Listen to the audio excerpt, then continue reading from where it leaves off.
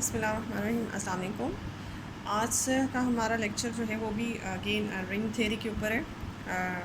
और जो थ्योरम जो हमने प्रूव करना है, जो प्रॉब्लम प्रूव करनी है वो मैंने आपके सामने लिखी हुई है। देखिए स्टेटमेंट इसकी ऐसे है कि शो करें z/n, ये जो कोशेंट रिंग है, हैज़ नॉन ज़ीरो निलपोटेंट, इसमें कोई नॉन ज़ीरो निलपोटेंट मौजूद नहीं है। If and only if n is square free. ठीक है, ये स्टेटमेंट आपने इफ़ एंड ओनली इफ़ के साथ प्रूव करनी है, लेकिन इससे पहले आप निलपोटेंट की डेफिनेशन देख लें। निलपोटेंट क्या होता है? किसी भी रिंग के अंदर कोई एलिमेंट जो है वो निलपोटेंट एलिमेंट बन जाता है इफ़ अगर आप उस एलिमेंट की कोई भी पावर लेते हैं और वो पावर के आंसर में आपके पास जो है वो ज़ीरो आता है।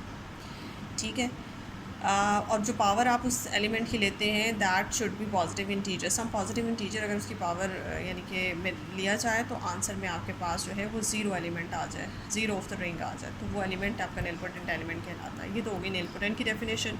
दूसरा है स्क्वायर फ्री की डेफिनेशन। स्क्वायर फ्री किसी नंबर को कब कहते हैं?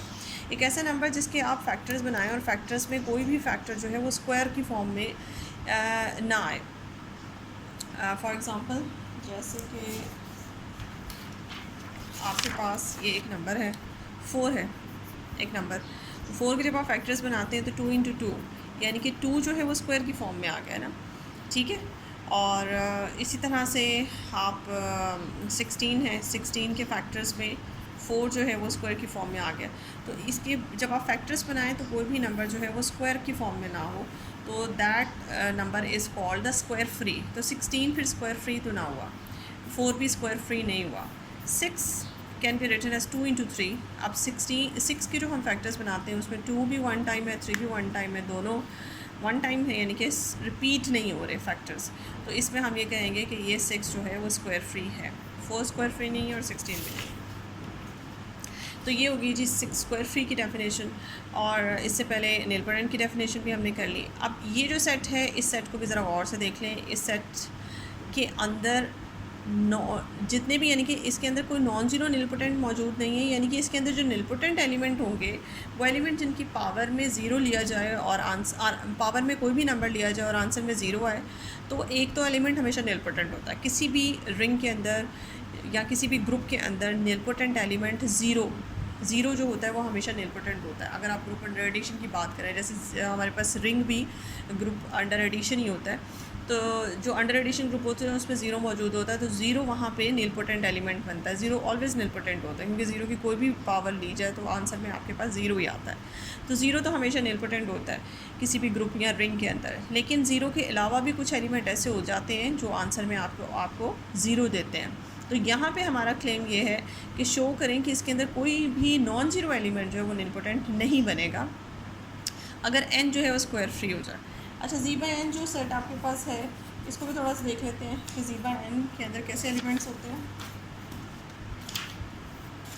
इस सेट के अंदर ऐसे एलिमेंट्स होंगे जैसे कि कोशेंट रिंग के अंदर या कोशेंट सेट जैसे हम बनाते हैं। n का जनरेटिंग सेट है नीचे डिनोमिनेटर में, और जैसे पिछली वीडियोस में मैं इस पर काफ़ी बात कर चुकी हूँ कि ये जो n के जनरेटिंग सेट्स होते हैं ये आपके सब ग्रुप होते हैं, रिंग ऑफ इंटीजर्स के ना सब ग्रुप्स होते हैं। ठीक है, और ग्रुप अगर जी को एज अ ग्रुप देखा जाए तो ये उसके सब ग्रुप्स हैं, और अगर एज अ वो देखा जाए जी को एज अ रिंग देखा जाए तो ये फिर सब रिंग्स होंगे, और ना सिर्फ सब रिंग्स होते हैं बल्कि ये आइडियल्स भी होते हैं। तो इसीलिए फिर इन सब रिंग आइडियल्स की वजह से ये इन सब रिंग्स या आइडियल्स की रिस्पेक्ट से मैं इसका ये कोशेंट रिंग बना सकती हूँ। डिनोमिनेटर में तो आइडियल होते हैं, ऊपर रिंग होता है। तो ये देखिए ये सेट जो है कोशेंट सेट एज़ यूजुअल जैसे आप कोशेंट ग्रुप में कोशेंट सेट बनाते थे वैसे ही है। इसके जितने भी एलिमेंट्स होंगे वो इस शेप में होंगे, z प्लस n, यानी कि इस सेट के अंदर जितने भी एलिमेंट्स होंगे z belongs to z, capital Z। ठीक है, ये चीज़ है। तो इस सेट के अंदर, इस कोशेंट सेट के अंदर इस तरह के एलिमेंट्स होंगे। ठीक है, ये सेट एज इट इज़ आएगा, और जी जो है ये अंडर एडिशन जितने भी वो होंगे आपके पास अंडर एडिशन होंगे ये वाला, क्योंकि आपका ग्रुप जो है ये जी जो है रिंग है, रिंग पीछे से ग्रुप अंडर एडिशन होता है। तो जितने भी यहाँ पे आप लेफ़्ट को सेट्स आप रखेंगे वो सारे के सारे अंडर एडिशन होंगे, यानी कि n के जितने भी n के जनरेटिंग सेट के जितने भी लेफ़्ट को सेट्स होंगे या राइट को सेट्स बना लें, वो सारे आपके जो हैं वो अंडर एडिशन लेफ़्ट को सेट या राइट को सेट्स आपके होंगे। ठीक है जी, ये तो आपको पता था, एक दफ़ा फिर मैंने आपको यहाँ पे लिख दिया। अब इसमें देख लें जो इसकी जो आइडेंटिटी होगी, ज़ीरो इसका जो होगा, इस सेट का ज़ीरो कैसे लिखा जाएगा, इस सेट का ज़ीरो ऐसे लिखा जाएगा, यानी कि शॉर्टली इस सेट का जो ज़ीरो है वो ये है।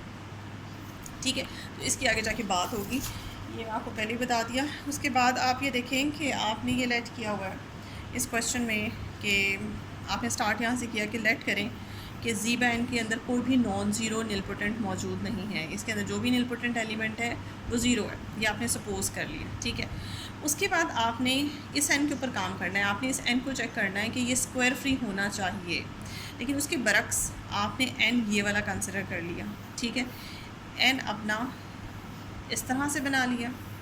अब आप ये देखें, एन की आपने प्राइम फैक्टराइजेशन कर ली, जैसे कि हम नंबर थ्री पढ़ चुके हैं। नंबर थ्री में हमें पता है कि हर नंबर की प्राइम फैक्टराइजेशन हो सकती है, तो आपने क्या किया, एन जो भी नंबर था आपने उसकी प्राइम फैक्टराइजेशन कर ली।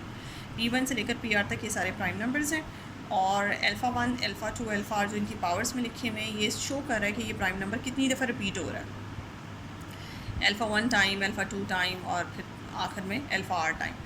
तो यानी कि हर प्राइम नंबर जो है, अब इन अल्फ़ाज की वैल्यू जो है वो 1 भी हो सकती है, कोई प्राइम नंबर 1 टाइम आ रहा हो तो अल्फ़ा 1 हो सकता है कि अल्फ़ा 1 का मतलब 1 हो, अल्फ़ा 2 का मतलब हो सकता है 2 हो, तो P2 जो है वो 2 टाइम यहाँ पे आ रहा है। इस तरह से जिस तरह से वो रेपिटेशन हो रही है उस तरह से अल्फ़ाज की वैल्यू, तो अल्फ़ाज जो हैं ये पावर्स में जितने भी नंबर्स लिखे हुए हैं ये पॉजिटिव इंटीजर्स हैं, जो कि 1 से शुरू होकर कुछ भी हो सकता है। अब आप यहाँ पर एक चीज़ क्लियर देख लें, मुझे प्रूव करना है एन को स्क्वायर फ्री है, यानी कि एन के जितने भी फैक्टर्स हैं उनमें से कोई फैक्टर रिपीट नहीं हो रहा, यानी कि 2 टाइम्स या मोर देन 2 टाइम। अभी तो मैंने आपको जो मिसाल दे के दिखाई थी, जैसे 4 के आप बनाती हैं तो उसमें 2 आता है, 2 रिपीट होता है, तो आप 1 टाइम भी रिपीट हो सकता है, 2 टाइम भी रिपीट हो सकती है, यानी कि 2 की पावर अगर किसी नंबर का आप फैक्टर बनाती हैं और उसमें 2 जो है वो 3 टाइम आ रहा है, तो वो फिर स्क्वायर फ्री ना हुआ। स्क्वायर फ्री का मतलब ही यानी कि आपके अंदर जो भी आप जिस नंबर के फैक्टर्स बनाती हैं वो फैक्टर्स जो हैं वो आपके रिपीट हो। ठीक है, जैसे कि यहाँ पे P1 जो है वो अल्फ़ा 1 टाइम रिपीट हो रहा है। ठीक है, तो अब आप ये देखें कि आपने यहाँ पे क्या किया, let n is not square free. अब आप यहाँ ये लेट कर लें कि n उल्टा सपोज़ कर लेना कि n स्क्वायर फ्री नहीं है।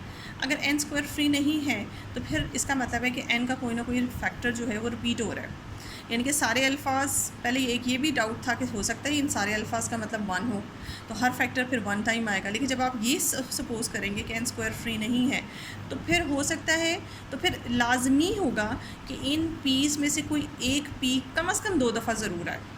ठीक है, हो सकता है P1 की पावर जो है वो 2 हो या 3 हो या 4 हो या 5 हो। अब अल्फ़ा 2 से अल्फ़ा R तक हो सकता है 1 भी हो जाए, इन सब की वैल्यूज़ 1 हो जाए, ये सारे फैक्टर्स P2 से PR तक 1 टाइम ही आ रहे हैं, लेकिन अगर P1 जो है फॉर एग्जांपल आप सपोज़ कर लेती हैं इसकी पावर जो है वो 2 है, तो फिर ये रिपीट हो गया, यानी कि ये वाला जो फैक्टर है फिर इसकी वजह से आपका n जो है वो स्क्वायर फ्री नहीं होगा।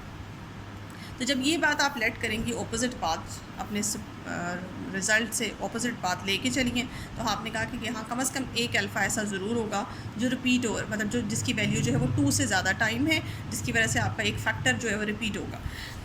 अब वो आपने कहा कि सपोज़ करें कि अल्फ़ा 1 है, अल्फ़ा 1 की वैल्यू जो है या तो 2 है या 2 से ग्रेटर है, तो ये बात सिर्फ कह दे रहे से कि अल्फ़ा 1 की वैल्यू या कोई भी अल्फ़ा बीच में ले लें, आपकी अपनी मर्ज़ी है, वो एक अल्फ़ा जो 2 या 2 से ग्रेटर है उसकी वजह से आपका n जो है वो स्क्वायर फ्री नहीं रहता। अगेन एक और नंबर सपोज़ करें, एक और नंबर आपने उसी को देख के एक नंबर सपोज़ किया ये।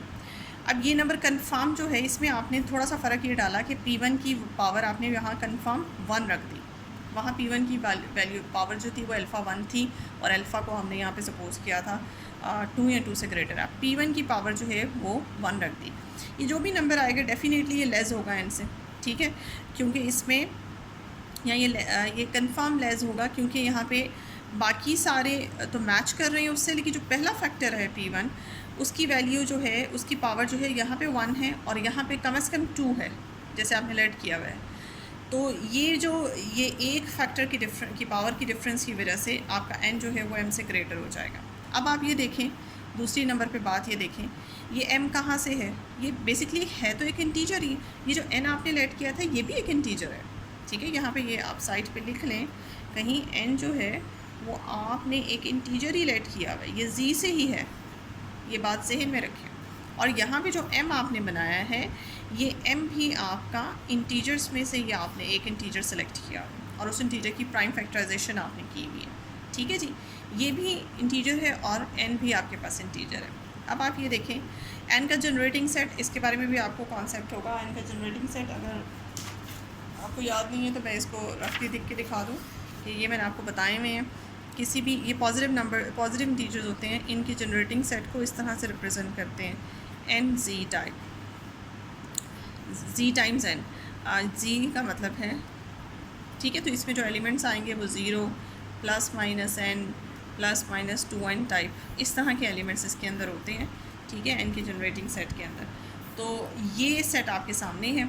अब इस सेट की बात हो रही है, इस सेट के अंदर अगर आप ऐड कर लें इस एम को, इस एम नंबर को, देखें आप इसकी जनरेटिंग सेट में अगर एम को ऐड करते हैं तो फिर इसमें आपको देखें आपको यहाँ पे जितनी भी इस सेट के अंदर, जैसे कि मैंने अभी ये दिखाया, इस सेट के अंदर जो है आपको एन के मल्टीपल्स मिल रहे हैं, ठीक है। एन मिनिमम आपको एन 0 मिलेगा या एन मिलेगा या 1 टाइम एन मिलेगा, 2 टाइम एन मिलेगा, 3 टाइम एन सो ऑन, इनके एन के मल्टीपल्स मिलेंगे। अब ये जो नंबर है, ये नंबर एन से छोटा है, एन से लेस है, जैसे कि हम यहाँ पे देख चुके हैं। एम प्लस एन, ये नंबर जब आप इस एन में ऐड करते हैं, ठीक है, तो आपको किसी सूरत भी वापस एन नहीं मिल सकता। एन के जनरेटिंग सेट आपके पास वापस नहीं आ सकता। ये नंबर इसमें ऐड होके किसी सूरत भी इसमें से कोई ये आपके पास वापस ये सेट नहीं आ सकता। ये आप करके देख लें, आप m प्लस एन कर लें, तो जब आप m प्लस एन करते हैं तो आपके पास आता है m plus 0, m plus minus N, m plus minus 2n and so. ये देखिए ये m प्लस माइनस एन, ये सेट जो है आपका डिफरेंट होगा इस सेट से, तो ये फ़र्क पड़ जाता है आपके पास। तो ये बात वो आपको यहाँ पे कहता है कि ये एलिमेंट इस सेट में ऐड कर लेने से आपके पास वापस ये सेट नहीं आ सकता, ठीक है। तो ये आप प्रैक्टिकली कोई नंबर लेके, एन का मतलब एन और एन, एम और एन की जगह कोई नंबर्स लेके आप चेक भी कर सकते हैं कि इसका आंसर ये नहीं आता, ठीक है। अब आपने क्या किया, ये आप इस एलिमेंट पे गौर करिए, जो मैंने एलिमेंट बनाया ये है क्या बेसिकली। अगर आप गौर करें तो ये एलिमेंट आपने जी बाय एन में से उठाया हुआ है। क्यों? क्योंकि जी बाय एन में अभी जैसे मैंने आपको दिखाया, ये आपको मैंने दिखाया, जी बाय एन के अंदर जो एलिमेंट्स पड़े हुए हैं वो यहाँ पे कोई इंटीजर प्लस एन, तो ये देखें m एक इंटीजर है प्लस n, तो ये जो एलिमेंट है ये साइड पे मैं लिख दूँ here, m plus n type की जो एलिमेंट है ये बिलोंग कर रहा है z बाय एन से। ये एलिमेंट जो है आपका, ये आपने z बाय एन से लिया, तो ये जो एलिमेंट है आपने बनाया और इसके बारे में पहले तो ये कंफर्म किया कि ये n के बराबर नहीं है, या आप इसे और करके लिख सकते हैं, this is not equals to 0 plus n, ठीक है। अब इसी एलिमेंट के गए और पावर अल्फ़ा 1 ली। अल्फ़ा 1 इस तरह के एलिमेंट्स जो पोर्शन के एलिमेंट्स होते हैं वो पावर जो है उस नंबर इंटीजर के ऊपर आ जाती है, सेट वाले पोर्शन की पावर नहीं बनती। और फाइनली m की पावर अल्फ़ा 1 जब आप ले लें तो आप ये देखें ये नंबर जो है ये किस तरह का हो जाएगा। ये मैं आपको रफ लेके दिखाती हूँ। m की पावर जब आप अल्फ़ा 1 ले लेते हैं तो m का मतलब है p1 p2 alpha 2 up to pr alpha r।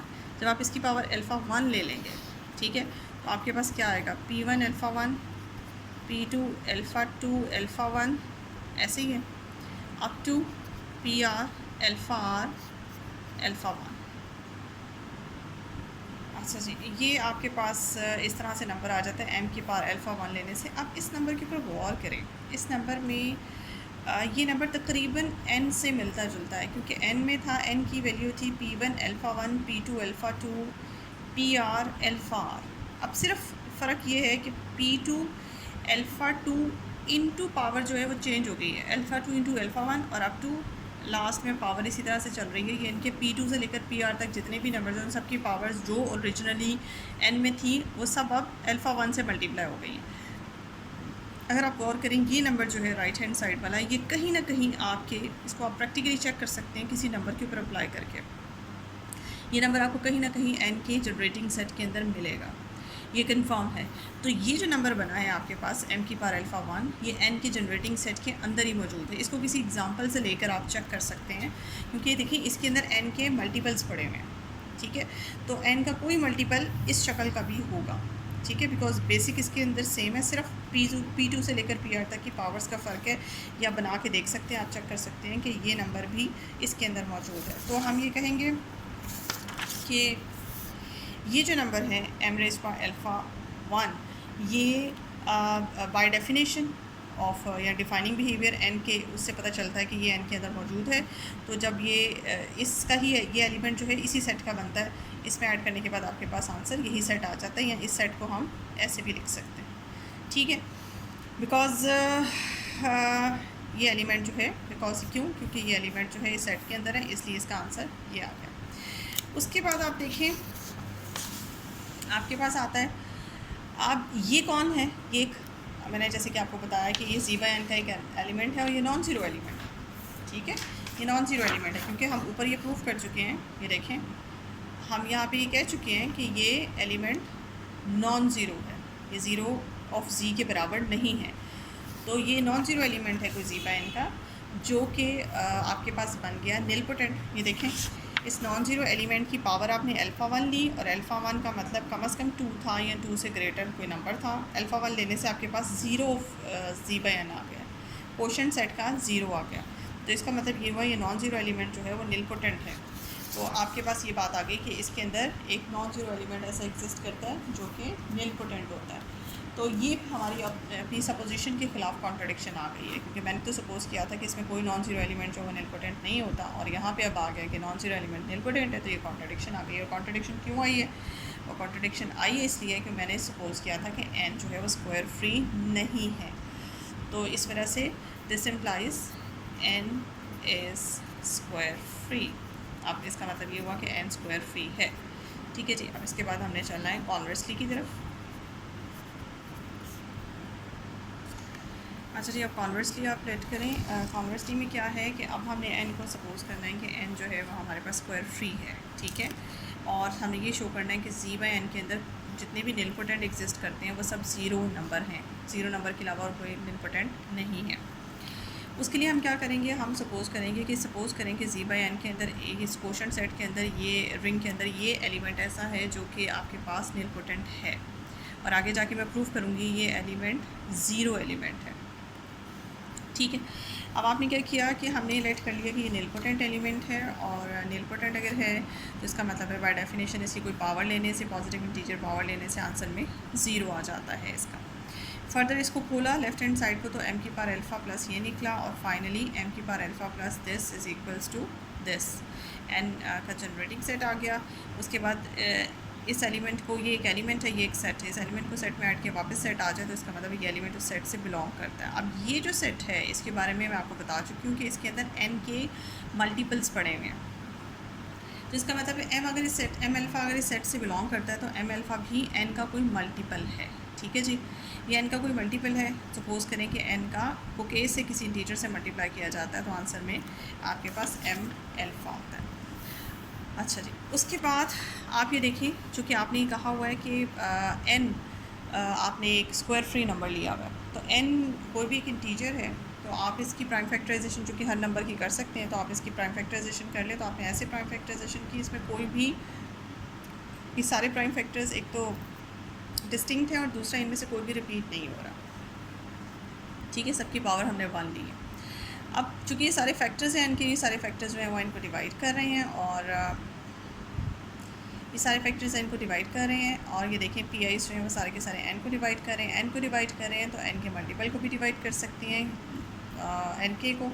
n k का मतलब है m, इसका मतलब है ये सारे पी आईज जितने भी फैक्टर्स हैं पीज़, ये सारे के सारे m अल्फ़ा को डिवाइड कर रहे हैं, ठीक है। इसका मतलब p1 p p2 p m to pr, ये सब m अल्फ़ा को डिवाइड कर रहे हैं, तो इनका प्रोडक्ट भी m अल्फ़ा को डिवाइड करेगा। ये सारे रिजल्ट जो है ना, ये नंबर थ्री से आपने जो कि नंबर थ्री पढ़ी हुई, ये नंबर थ्री के रिजल्ट्स हैं कि अगर मुख्तलिफ प्राइम्स एक ही नंबर को डिवाइड कर रहे हैं तो उन सब प्राइम्स का प्रोडक्ट भी उस नंबर को डिवाइड करेगा।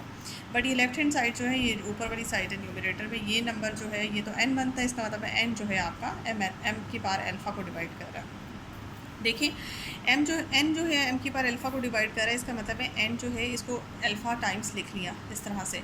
तो ये भी नंबर थ्री का एक रिज़ल्ट है कि अगर एक नंबर जो है वो बाकी नंबर्स के प्रोडक्ट को डिवाइड कर रहा है तो फिर डेफिनेटली उनमें से किसी एक नंबर को ज़रूर डिवाइड कर रहा होगा। तो इसका मतलब है एन जो है वो एम को डिवाइड कर रहा है। एन अगर एम को डिवाइड कर रहा है तो इसका मतलब है कि एलिमेंट एन की जनरेटिंग सेट में अगर आप, इसका मतलब है एन अगर एम को डिवाइड कर रहा है तो एम का मतलब एम एन का मल्टीपल है। एम जो है वो एन का मल्टीपल है, जैसे कि हमने एम को एन के लेट किया था। तो एम चूँकि एन का मल्टीपल है तो फिर इसका मतलब है ये इस सेट के अंदर मौजूद है। तो इसको इस सेट में ऐड करेंगे तो वापस वही सेट हमारे पास आ जाएगा, क्योंकि ये इसी सेट का एलिमेंट है, because M is the multiple of N. अब इसका मतलब है एम प्लस एन करने से आपके पास वापस ज़ीरो ये चीज़ आ जाती है ना। इसको दोबारा लिख लिए, ये ज़ीरो है। What is this is a zero of C by N.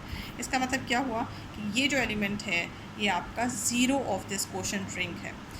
तो अब आपने ये देखा, ये स्टार्ट में ये एलिमेंट जो हमने लेट किया था और हमने कहा था कि ये निलपोटेंट ऑफ क्वोशंट रिंग है। तो ये जो निलपोटेंट एलिमेंट है, रिजल्ट के तौर पे आपको ये पता चला कि ये निलपोटेंट एलिमेंट बेसिकली इस क्वोशंट रिंग का ज़ीरो ही है। यानी कि जिस एलिमेंट को भी आप क्वोशंट रिंग में से उठाएंगे और उसको लेट करेंगे कि वो निलपोटेंट है, उसके ऊपर वर्किंग करने से रिज़ल्ट आपका ये निकलेगा कि वो एलिमेंट दरअसल zero of this quotient ring है। ठीक है जी। अब आपका कॉन्वर्स पार्ट भी प्रूव हो गया। होप्स हो कि आपको समझ आ गई होगी। आपके लिए सिर्फ इतना ही, और मेरी इस वीडियो को देखें, लाइक करें और इसको शेयर करें। Thank you so much.